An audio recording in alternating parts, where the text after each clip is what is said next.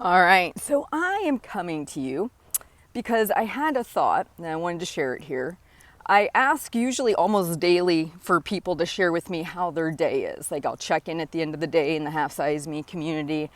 And I had two different people respond to me in the same question with, it was tough, work sucked, and somebody else said my day was tough. And there's a couple thoughts I want to bring to this because I know sometimes it's hard to see this. I used to be very victim-y in my life a long time ago. Everything was out to get me. Everything was hard. Everything was miserable. I was never going to have the things I really was in a real negative mindset, and it showed up in how I treated myself in other ways. And what I kind of started to realize the more mental work I did on myself is that the facts are you showed up at a job, you had a day. These certain actions transpired. Everything about those events, the communication with your coworkers, whether you see things as being good or bad, that's all stories you fabricate in your own mind. And I know it's crazy when you really think about it, but it's true. For example, your tire blows out on the side of the road. A long time ago, I would have said, oh my God, of course this happened. I have all these things I got to get done at work. I just dropped the kids off. What am I going to do? How am I going to get to work? Now I'm going to be behind on this, that, and the other. I would have started to fabricate my victim-y story right there on the side of the road with the blown out tire. Now, what I do is I say, okay, yes, my tire blew out. It is a fact.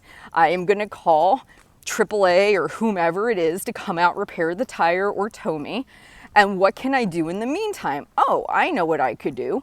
I could call my boss and let him know. I could see what I could get done from my broken down location via my phone or whatever.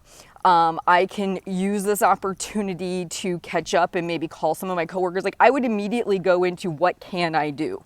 And the fact that I'm broken down the side of the road is not personal.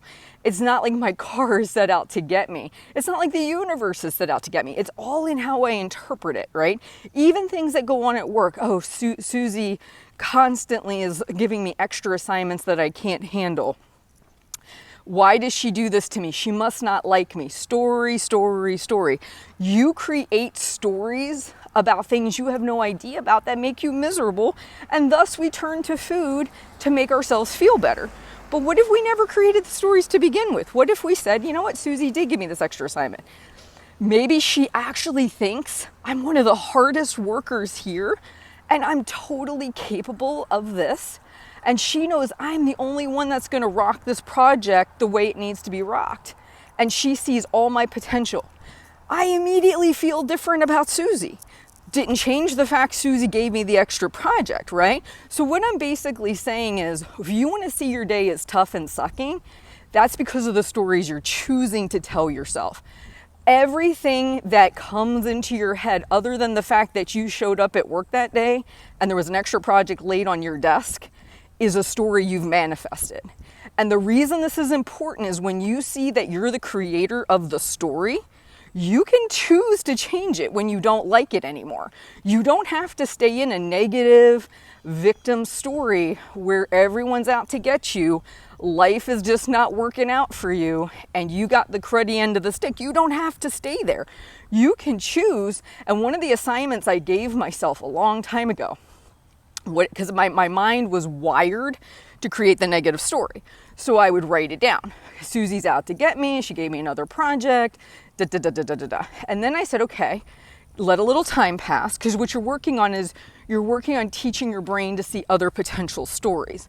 So I'd come back later and say, what if she's actually really kind to me? What if she's really liking me right now? How would that story be different? And I would go back and I'd rewrite the story. Well, if she really liked me, she saw I had a lot of potential, then maybe the reason she gave me that assignment is because she felt I was the only one in the office who could actually do a good job. Right away, I start to go down a whole different path about Susie and my relationship, right? So if you want to baby step your way there, you're saying, you know, I'm tired of always feeling like every day sucks, work sucks, I don't have a great life, it's tough. If you want to start to ditch those, What you need to do is start to work on your own stories. And so keep a notepad with you, pay attention where these tend to happen, write them down. You don't have to alter them in the moment. That might be too much for you. Come back to it the next day and say, okay, if I were to change myself from being the victim here and I somehow was the friend, or I was the really competent employee, or I was the really good daughter-in-law, how could this story be told differently?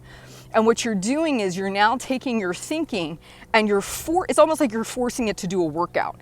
Now you're forcing it to really break out of its normal routine and rut and start to be creative and think things differently. And here's the cool thing. You don't know which story is real because you're the one that makes them all up.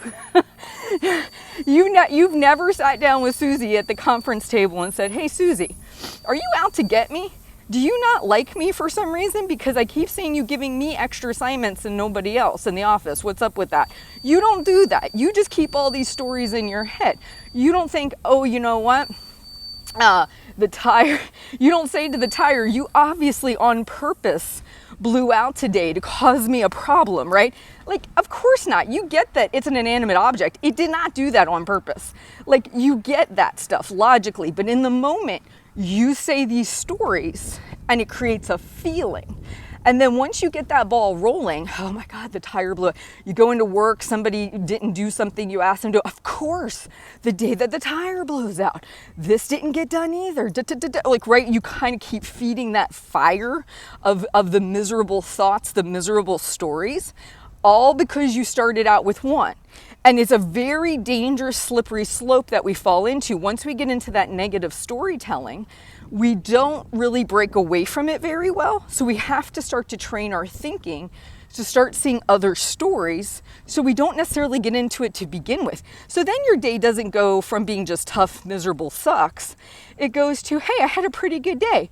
There was this one situation, I felt a little frustrated, but as I really thought through, maybe it wasn't the way I saw it, and it was a challenge, but it forced me outside my comfort zone, and I'm okay with it. You can totally change your perception of your day, which, guess what, has a ripple out effect on how you feel about yourself, your job, everything else in your life, which then affects how you eat.